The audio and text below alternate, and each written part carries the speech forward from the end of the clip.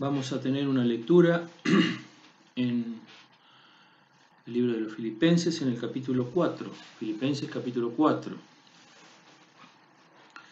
Y vamos a tener una lectura en los primeros 7 versículos de este capítulo 4, que dice así la palabra de Dios. Así que, hermanos míos, amados y deseados, gozo y corona mía, estad así firmes en el Señor, amados. Evodias, ruego y a Síntique exhorto que sientan lo mismo en el Señor. Asimismo te ruego también a ti, hermano compañero, ayuda a las que trabajan juntamente conmigo en el Evangelio. Con Clemente también y los demás mis colaboradores, cuyos nombres están en el libro de la vida. Gozaos en el Señor siempre. Otra vez digo que os gocéis. Vuestra modestia sea conocida de todos los hombres. El Señor está cerca. Por nada estéis afanosos, sino sean notorias vuestras peticiones delante de Dios en toda oración y ruego con nacimiento de gracias. Y la paz de Dios, que sobrepuja todo entendimiento, guardará vuestros corazones y vuestro entendimiento en Cristo Jesús. Hasta acá la palabra de Dios que el Señor puso en mi corazón en estos días para compartir con ustedes, queridos amigos y hermanos, en esta noche la palabra de Dios. Y como decía en este capítulo 4, empieza el encabezamiento de este primer versículo diciendo en un llamado de atención, podemos decir, estas palabras que dicen así que. Ese así que significa que el apóstol Pablo aquí ya les había dicho a aquellos hermanos, porque dice hermanos míos amados, a ellos se refiere, pero anteriormente les dice un así que. Ese así que significa que miren todo lo que le dije anteriormente, o lo que estuvimos hablando o compartiendo anteriormente. Y podemos leer desde el versículo anterior del capítulo 3, del versículo 17 en adelante, dice, hermanos, nuevamente se refiere a los hermanos, o anteriormente en el versículo anterior dice, sed imitadores de mí y mirad los que así anduvieren como nos tenéis por ejemplo. Porque muchos andan, de los cuales os digo muchas veces, y aún ahora lo digo llorando, que son enemigos de la cruz de Cristo, cuyo fin será perdición y cuyo Dios es el vientre, y su gloria es en confusión, que sienten lo terreno. Mas nuestra vivienda es en los cielos, de donde también esperamos al Salvador, al Señor Jesucristo, el cual transformará el cuerpo de nuestra bajeza para ser semejante al cuerpo de su gloria, por la operación con la cual puede también sujetar así todas las cosas. En el capítulo anterior, como bien decía, en este así que se refiere a estos versículos anteriores o a todo lo que le viene diciendo, vemos claramente que está hablando de aquellos que son los enemigos de la cruz de Cristo. ¿Quiénes son los amigos de la cruz de Cristo? Los que sienten lo terreno, como bien lo dice en la palabra, que no sienten a Cristo, que no tienen a Cristo en su corazón, que no son hijos de Dios. Y el apóstol Pablo les decía aún ahora llorando que eran enemigos de la cruz de Cristo, porque el apóstol Pablo vemos claramente que tenía en su corazón el hecho de que todos fuesen salvos, que fuesen llevados a la vida eterna a través de la cruz de Cristo, a través de haber aceptado a Cristo Jesús como su Salvador. Y por esto el apóstol Pablo tenía ese dolor de que había enemigos de la cruz de Cristo y él lloraba por eso, porque no habían entendido y no habían aceptado por fe el misterio de la gracia, por decirlo así, ¿no? No habían aceptado el amor, no habían aceptado el hecho de reconocerse pecadores, no lo habían entendido, no habían entendido este sentimiento. ¿Por qué? Porque sentían lo terreno, porque había algo que ocupaba plenamente su corazón. Y que, como dice también, ¿no? Cuyo Dios es el vientre, ¿no? Sus deseos, sus placeres, sus gozos carnales, aquellas cosas que producen placer en este mundo. Eso era lo que el apóstol Pablo hablaba sobre aquellas personas. Y después en el versículo 20 les dice bien a estos hermanos amados, como él los nombra acá en el capítulo 4, dice, mas vuestra vivienda es en los cielos, de donde también esperamos al Salvador, al Señor Jesucristo.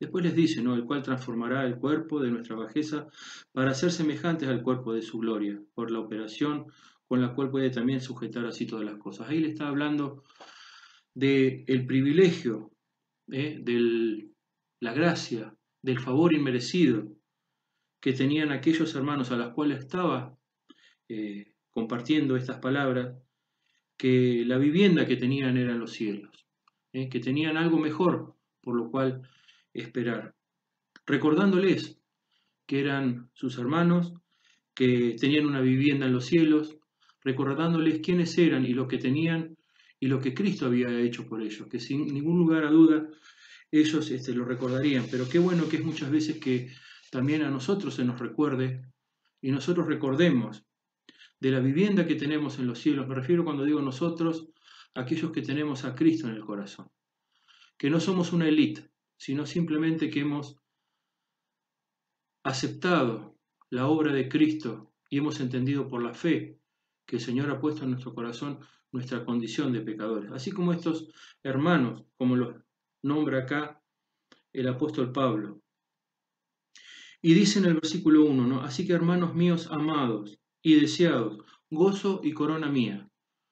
Así los encabeza aquellos hermanos de la iglesia en Filipos, a los filipenses, como le está hablando acá en esta carta. Los denomina así, amados, pero les dice que tienen que estar firmes en el Señor. Les está exhortando que como hijos de Dios estén firmes en el Señor.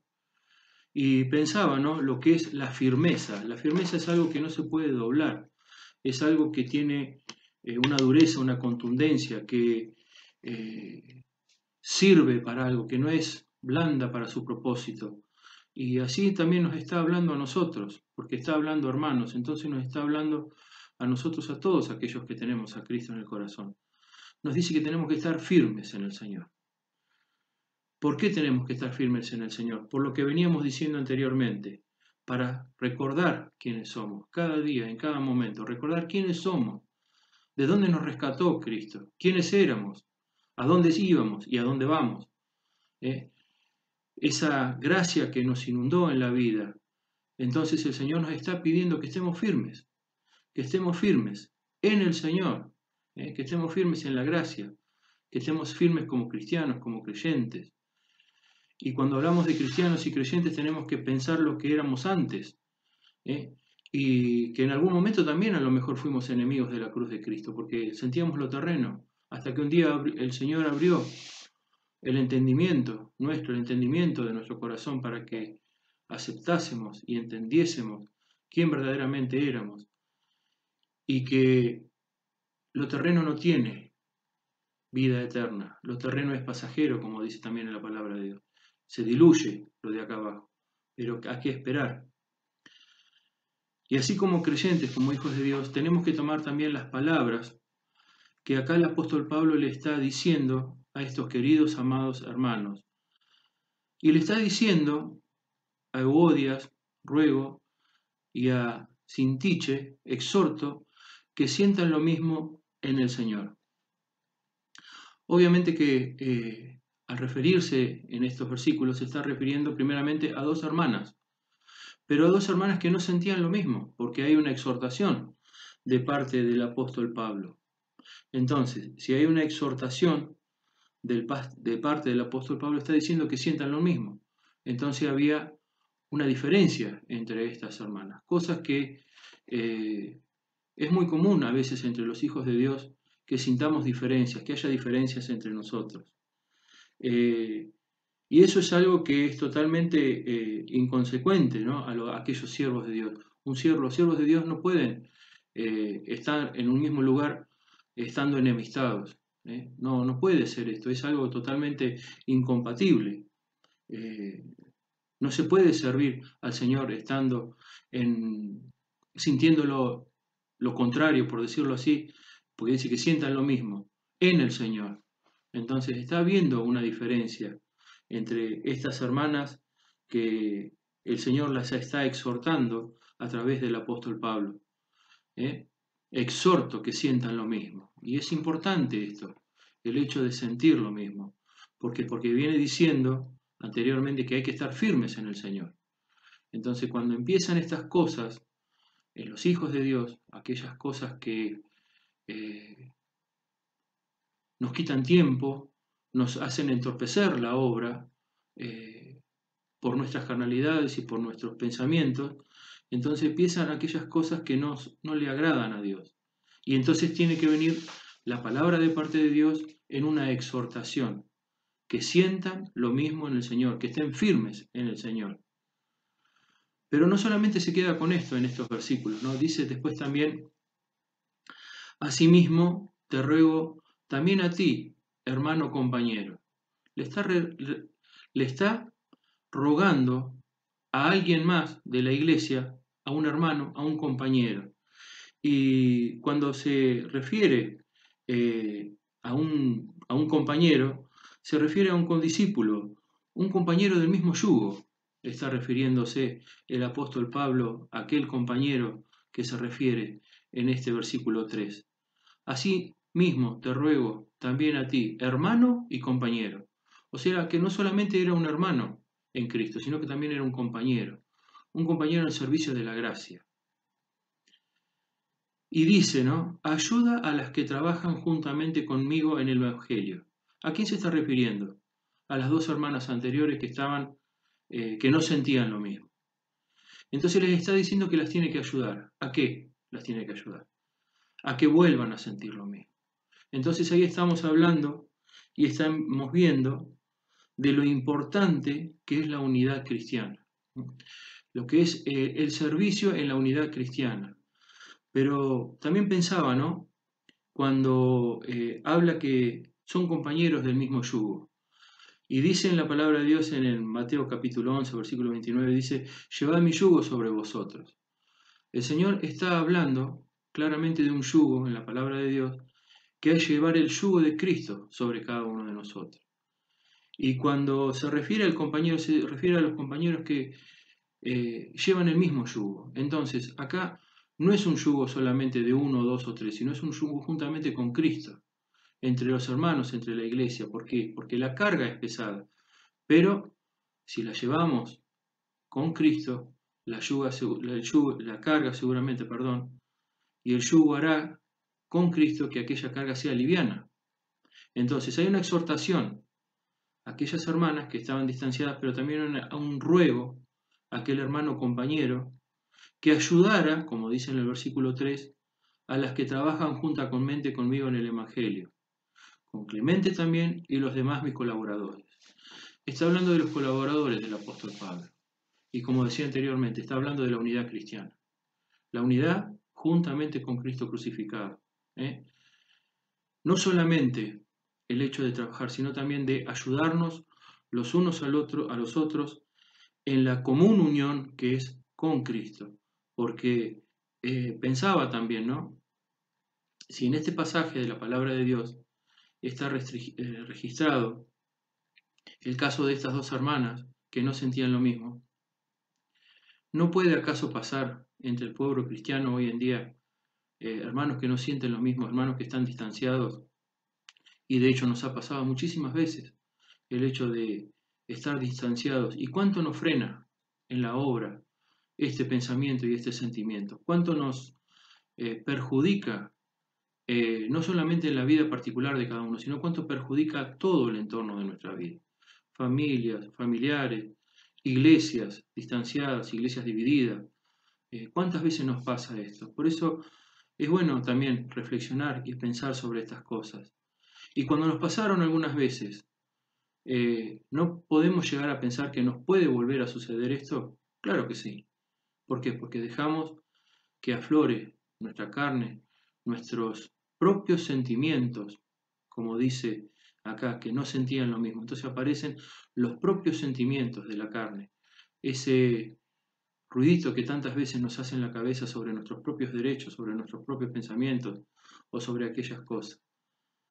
Entonces también es importante, como decía, ¿no?, que en estos tiempos existan tantos hermanos compañeros que nos ayuden y se nos ayudemos los unos a los otros, trabajando conjuntamente en el Evangelio, como dice, y los demás colaboradores.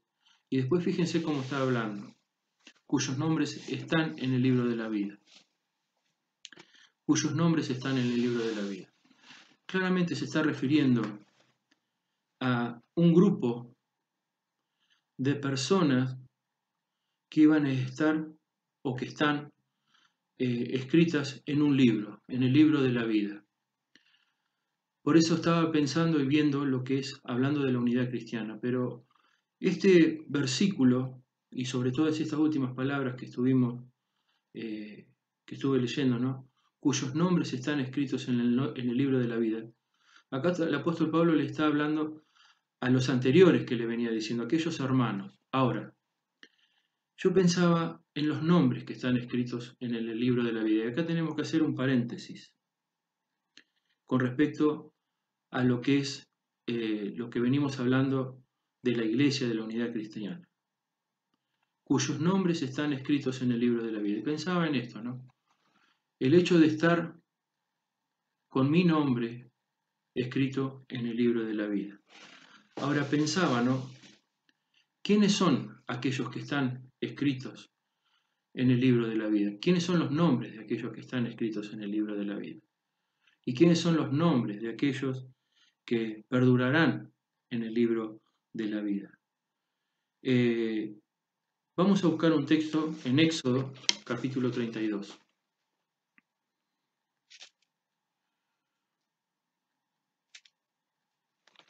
Éxodo, capítulo 32, versículo 32 también. Y dice así la palabra de Dios: que perdones ahora su pecado, y si no, raeme ahora de tu libro que has escrito. Y Jehová le respondió, así, ¿no?, a Moisés. Y Jehová respondió a Moisés, versículo 33, al que pecare contra mí, a éste raeré yo del libro de la vida. Entonces, acá está hablando de un libro donde están escritas las personas. Está hablando de que Moisés le pedía por aquella situación que si no fuera así lo raeré, lo sacara del libro de la vida. Pero el Señor le dice, al que pecare contra mí, borraré del libro de la vida. ¿Y quién es aquel que no peca? Entonces, porque si se está refiriendo al que pecare, borraré del libro de la vida, tendríamos que ser todos borrados. Ahora, ¿cuál es el pecado que Dios no perdona? ¿Por cuál es el pecado? Porque dice en la palabra de Dios, en Juan capítulo 3, versículo 16, que de tal manera amó Dios al mundo que ha dado a su Hijo unigénito para que todo aquel que en él cree no se pierda, sino que tenga vida eterna. Aquel perderse es el que no se pierde es el que no es borrado del libro de la vida. Entonces dice que el Señor Jesucristo vino a morir en la cruz para salvar lo que se había perdido también. ¿Y quiénes son los que son borrados? Los que pecaren contra Cristo. Ahora, como decía anteriormente, si somos todos pecadores y todos hemos pecado y todos pecamos, como lo dice en la palabra de Dios, deberíamos ser todos borrados del libro de la vida. Pero se está refiriendo a Dios a un pecado que Dios no perdona. ¿Cuál es el pecado que Dios no perdona? Creer en la obra de Cristo Jesús. Por ese pecado, Dios borra en el libro de la vida aquella persona que no cree en la obra de Cristo Jesús. Ahora, también pensaba en esto, ¿no? Un libro donde estamos todos anotados, pero hay una acción que Dios toma, que es de borrar los nombres, es del libro de la vida. Y vamos al libro de Apocalipsis, el último libro de la vida, para aclarar un poco esto. Podemos leer primeramente en Apocalipsis capítulo 3, versículo 5.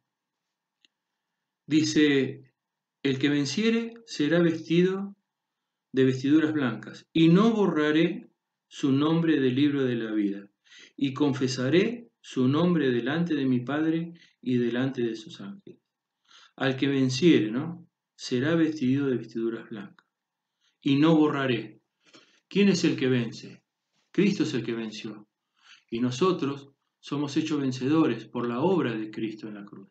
Por eso tenemos que creer por fe. Cuando creímos por fe y aceptamos la obra de Cristo, creímos en la obra de Cristo en la cruz del Calvario, como bien lo dice en este versículo 5, y no borraré su nombre del libro de la vida, y confesaré su nombre delante de mi Padre. ¿Quién es el que está hablando? Es el Señor Jesucristo, que está hablando y diciendo que confiesa el nombre de aquel que le cree, de aquel que cree en la obra de Jesucristo.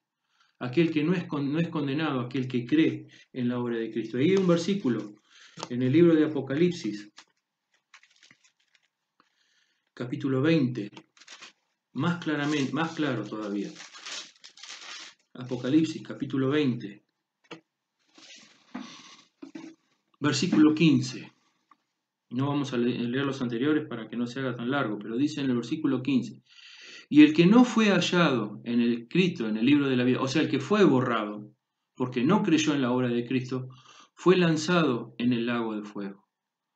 ¿Qué condenación? Y esta es la condenación eterna, la condenación eterna.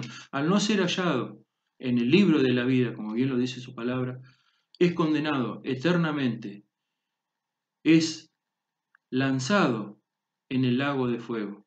¿Para qué? Para una condenación, para una muerte eterna. Entonces, volvemos a el libro el capítulo 4 del libro de los Filipenses. Dice, en mis colaboradores, cuyos nombres están escritos en el libro de la vida. No solamente se está refiriendo en este capítulo 4 a estos hermanos que estaban escritos en el libro de la vida, sino se está refiriendo a todos los hijos de Dios, a todos que son adoptados hijos por la obra de Jesucristo en la cruz del Calvario. Si tú te transformas en un enemigo de la cruz de Cristo y no reconoces la obra de Cristo, serás borrado del libro de la vida. Lo dice la palabra de Dios. Tendrás segura una condenación eterna por no haber aceptado a Cristo Jesús como tu Salvador, haber confesado tus pecados, haber sido limpiado con la sangre de Cristo. Entonces tendrás la condenación, serás borrado, porque ese es el pecado que Dios no perdona, el hecho de rechazar la obra de Cristo en la cruz del Calvario. Qué privilegio el hecho de no ser borrado de aquel libro de la vida, de permanecer en este libro como hijos de Dios, porque Dios no hizo, como decíamos, no quiere que el hombre se pierda, quiere que todos se salven. No hizo este lago de azufre y de fuego para que el hombre esté ahí. Dios quiso que el hombre estuviese siempre con él, pero a causa del pecado el hombre cayó. Cuando cayó en pecado, murió, fue destituido de la gloria de Dios. Por eso ese es el pecado que Dios no perdona, el hecho de rechazar la obra de Cristo, de su Hijo unigénito, que Él vino por amor a morir. Entonces, hay que creer en esta obra y hay que pedirle perdón a Dios por los pecados, no a los hombres, sino solamente a Dios. La salvación no es por obras, sino es por fe. No por ser una buena persona me voy a ir al cielo. Si yo no creo en la obra de Cristo, soy un enemigo de la cruz de Cristo, porque está hablando de la cruz de Cristo. Siento lo terreno. Hay muchas personas que son excelentísimas personas, pero sienten lo terreno, no creen en la obra de Cristo. Entonces, ¿cómo podrán ir al cielo si Cristo es el que vino y murió por los pecadores? Entonces hay que creer por fe en aquella obra. Ahora, pensando, siguiendo en los versículos que continúan, que todos los que escuchen este mensaje están escritos en el libro de la vida, no fueron borrados y no serán borrados del libro de la vida, dice ahora el Señor continuando, ¿no? Gozaos en el Señor siempre. Otra vez os digo que os gocéis. El gozo, una cosa que hoy en día no está muy firme en las personas.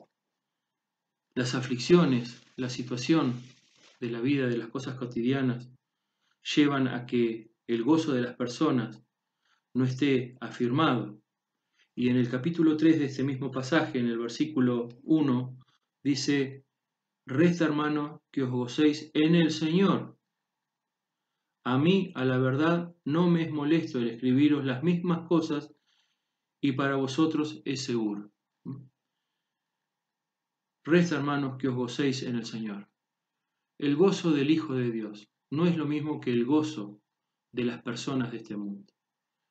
Estamos todos en este mundo, hijos de Dios y no hijos de Dios.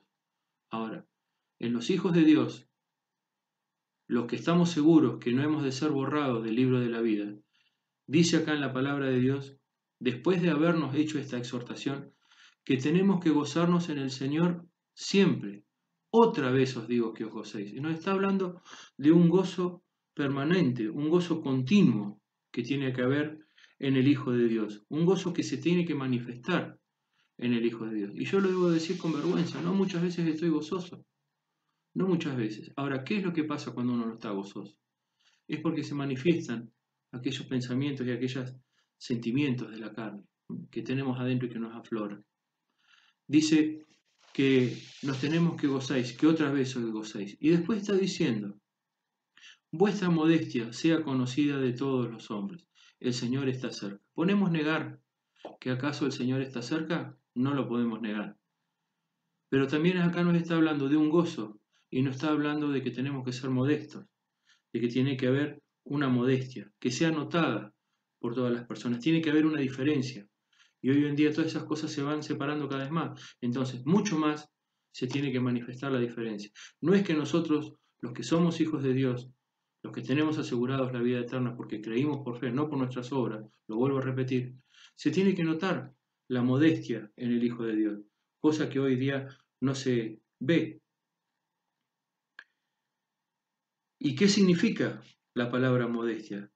Habla de un carácter tranquilo, de un trato razonable, una humildad, una actitud moderada, una acción tranquila, un pensamiento de gozo. Y lo contrario, el antónimo es ser ostentoso. ¿Y qué es una persona ostentosa? Una persona verborrágica, una persona que se jacta de lo que tiene. El creyente tiene que ser modesto, y obrar modestamente, no solamente en el accionar, sino también en el hablar, en el hecho de predicar el Evangelio, en el hecho de las actuaciones diarias. Pero no nos olvidemos lo que dice anteriormente: gozaos siempre. Y una persona que es ostentosa no tiene gozo. En cambio, una persona que manifiesta la modestia, podemos decir que sí, que se manifiesta el gozo. Y después dice, ¿no?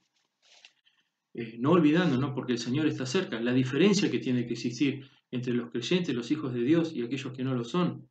Dice: por nada estéis afanosos. ¿Qué es una persona afanosa? El afán de este mundo.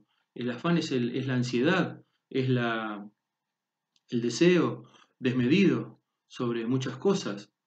Y obviamente el afán, naturalmente, es opuesto a la oración, porque dice, ¿no? Por nada estéis afanosos y no sean notorias vuestras peticiones delante de Dios.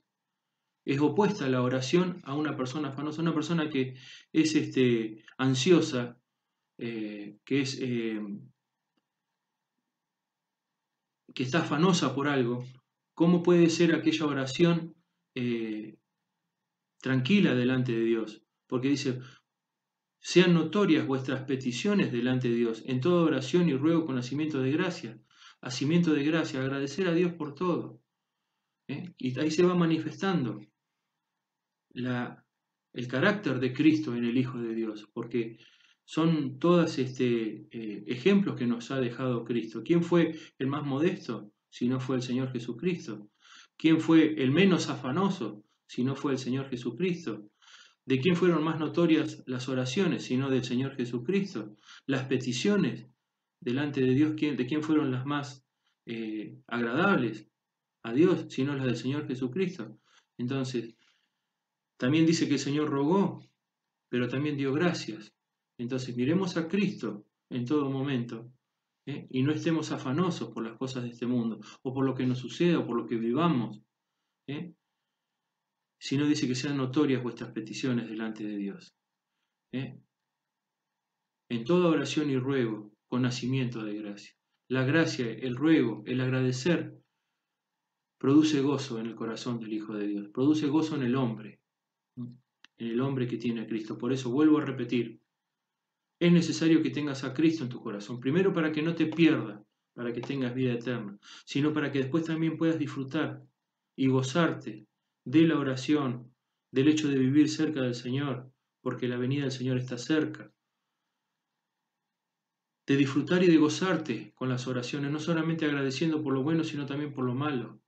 Porque uno está entregado a Cristo y viviendo con Cristo. Qué necesario que es que tengamos esta experiencia en estos días, de no estar afanosos, de orar sin cesar, como también dice la palabra de Dios, por todo, dando gracias por todo, pidiendo y poniendo todo en las manos de Dios. Oraciones constantes y permanentes. El Hijo de Dios pierde el rumbo de la oración. El Hijo de Dios pierde la oración como parte de su vida, como el combustible de la vida del cristiano. ¿Y por qué pasa todo esto? ¿Por qué el Señor, sí, a través del apóstol Pablo le dice esto a los efesios? Dice, y la paz de Dios, que sobrepuja todo entendimiento, guardará vuestros corazones y vuestro entendimiento en Cristo Jesús. La paz de Dios. En Juan capítulo 14, versículo 27 dice, la paz os doy, mis paz os dejo, no como el mundo la da, yo os la doy. Y en el capítulo 16, versículo 33 de Juan dice, para que tengáis paz. Entonces nos está hablando de una paz diferente, no la paz que producen las cosas de este mundo, sino la paz de Dios, que es la que sobrepuja todo entendimiento. A veces perdemos esta paz porque nos alejamos, pero ¿cuánto gozo nos produce esta paz de Dios, que es la que sobrepuja todo entendimiento, cuando estamos cerca de Cristo? Cuando nosotros nos alejamos, perdemos esa paz. Cuando nos acercamos, esa paz inunda nuestro corazón. Y si no, recordemos el día que aceptamos a Cristo en nuestro corazón, cómo nos inundó aquella paz en nuestros corazones. Cuando uno se aleja de la paz. Cuando uno se acerca más a la paz, que es Cristo. Por eso, querido amigo, vuelvo a decírtelo una vez más. ¿Quieres tener la paz de Cristo en tu corazón? ¿Quieres no ser borrado del libro de la vida y tener así la vida eterna? Acepta a Cristo Jesús en tu corazón. Reconócete como un pecador. Pídele que te limpie tu corazón. Y así obtendrás la vida eterna. Y esa vida eterna te llenará de paz el corazón. Y guardará vuestros corazones. ¿Cómo los guardará? Como un muro sobre muro, como dice en Isaías, ¿no? Un muro sobre un muro. Así guardará tu corazón, para que nada lo pueda dañar, para que nadie te lo pueda quitar, para que el Espíritu Santo que está en tu corazón no se pueda salir de ahí, porque es sellado. Entonces, quiero el Señor bendecir esta su palabra en nuestros corazones y que los que somos ya hijos de Dios, que estamos seguros que no fuimos borrados del libro de la vida, recordemos eso, que estamos en el libro de la vida y que nunca nadie nos podrá borrar de ese libro. Y que estaremos en una morada eterna, que la paz de Dios es la que quiere Dios que esté en nuestro corazón, que es la que quiere que inunde nuestro corazón, y que también quiere que nuestra modestia sea conocida de todos, que no estemos afanosos por las cosas que nos suceden en este mundo, y solamente esto se consigue ¿cómo? En la cruz de Cristo, siguiendo a Cristo con aquel ejemplo que nos dejó, para que siguiésemos sus pisadas, ¿no? Como Él también lo dejó establecido en su palabra. Que el Señor nos bendiga y podamos disfrutar de la paz y del gozo. Amén.